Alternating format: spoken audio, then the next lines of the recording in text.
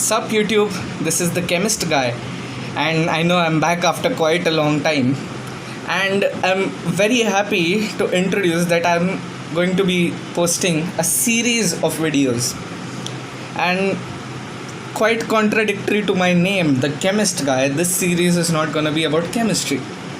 This series is going to be about another topic which has interested me quite significantly, although I do know the bare minimum about it, but I would love to share whatever I know with you all. And that topic is a part of physics, and this topic is something that helped us advance our understanding of what exactly light is and how exactly is electricity connected to magnetism. That's right, for those of you all who already know, it's Maxwell's equations. The Scottish physicist James Clerk Maxwell in the 17th century has developed this set of 4 equations which describe exactly how electricity and magnetism are interconnected. He compiled the findings of other scientists and added his own observations to develop this set of equations that advanced our understanding of electromagnetic waves and of light. It advanced our understanding quite considerably. So this series is going to be about, I think, 4 videos. The first video I will try to explain the basic math which you need to understand that goes into Maxwell's equations.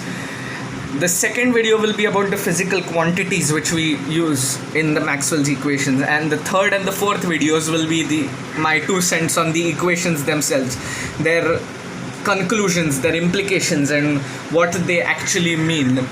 So let's get started with the math. Now, the Maxwell's equations use a branch of math called vector calculus. I'm not going to go into the basics of calculus, differentiation, integration, not now, nor am I going to go into the basics of vectors, dot products, cross products, etc. But I'll be providing links to Crash Course Physics where the videos are quite great and you can learn more about the basics over there. Right now I'm just going to be focusing on what we actually need in Maxwell's equations. So for vectors, now imagine a Cartesian plane, a normal graph with the 3 axes of space.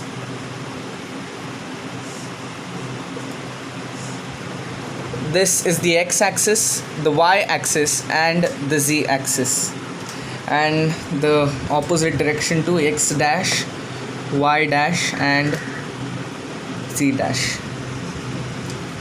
So this is a Cartesian plane. Imagine the z-axis is coming out of this board and the z dash is going inside the board. That is the 3 dimensions. Now, a vector is usually written in components. A vector is basically a physical quantity which requires both magnitude and direction to express it fully. So a vector, you'll sometimes see it written as a bar, like vectors use bar. Now let's say we have a vector a bar, so I cap minus 2 j cap plus 3 k cap. Now what is this I cap, j cap and k cap? I cap basically denotes the x coordinates of the vector. How much does it extend into the first plane of space? J cap shows the second dimension, the y coordinates, and k cap shows the z coordinates. So if I were to write the coordinates of this vector, it would be 1, minus 2, and 3.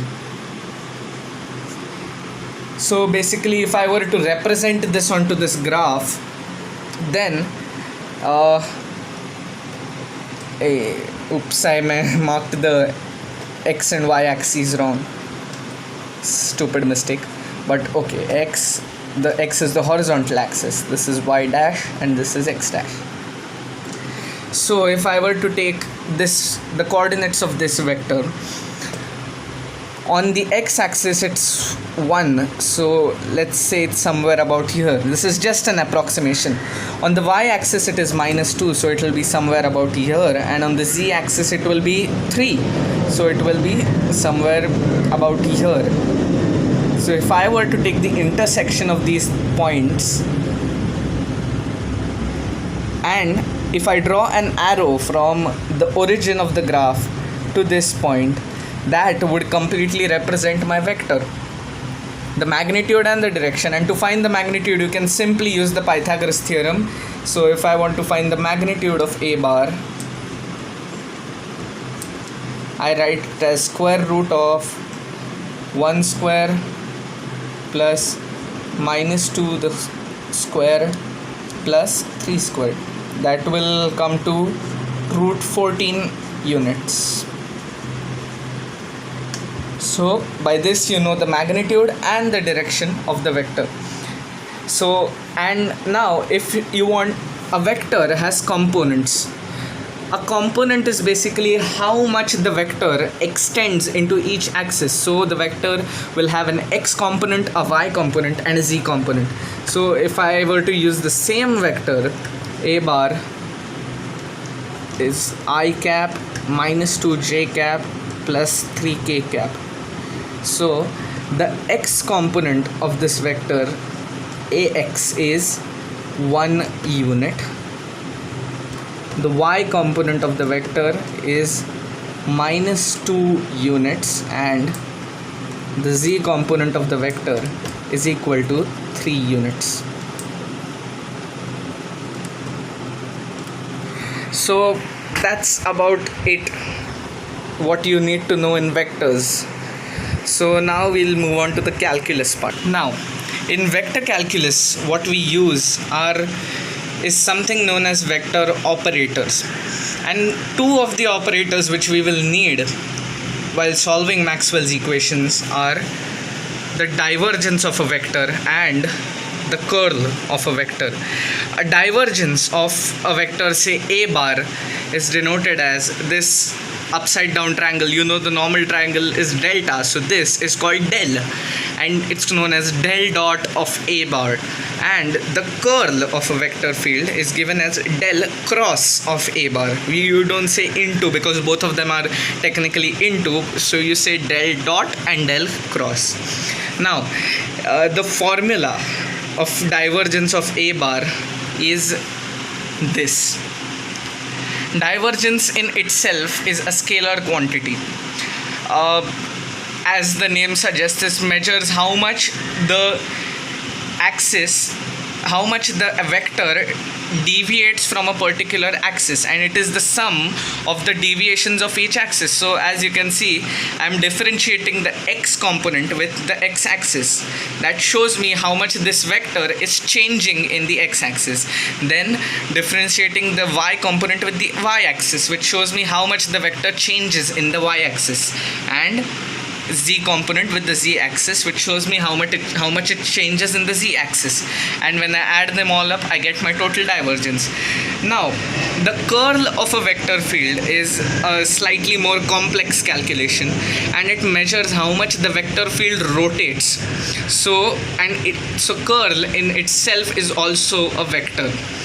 So the formula of the curl, brace yourselves, is this. Now you want to measure the rotation, so you measure how much the z component changes in the y-axis and how much the y component changes in the z-axis. You subtract those, you get the I component of your curl, the x component of your curl. Similarly, how much x component changes in y-axis minus how much y component changes in the x-axis. This is z, I'm sorry, I've written z, it is x-axis. I'll rub it off and alright, how much x component changes in the y-axis and y component in the z-axis, that gives us the y component of our vector.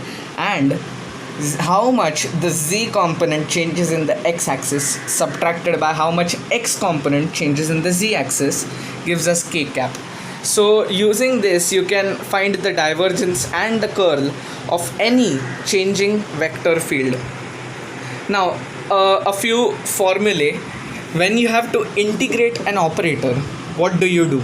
So basically we just need to know two formulae. Okay, so if I integrate the divergence of a bar with the volume, say it is changing in volume, it is always equal to integrating a bar with the area. This is an identity which you will find useful while solving Maxwell's equations, because using these identities we can change the differential form of the equation into the integral form, which is quite more easier to solve. There are many such identities, but this is the one which you will need to use in Maxwell's equations. And the second identity is this: if I have to integrate the curl of a vector field A bar in with the surface area, this is equal to, so this is basically known as the surface integral, this is known as a volume integral, so this will be known as a line integral. This is equivalent to integrating A bar with dl, that is one dimensional integration. This is called the line integral of A bar. So basically that's pretty much all the math which you will need in the Maxwell's equations. Like I said, I'm not going into how to differentiate and how to integrate, but I will be providing the links for Crash Course Physics and also vectors. If you want to know more, watch Crash Course. I'll be providing those links too. So stay tuned for the next video in the same series, in which I will be explaining the physical quantities which you need to solve the Maxwell's equations. So stay tuned and thanks a lot for watching. Bye YouTube.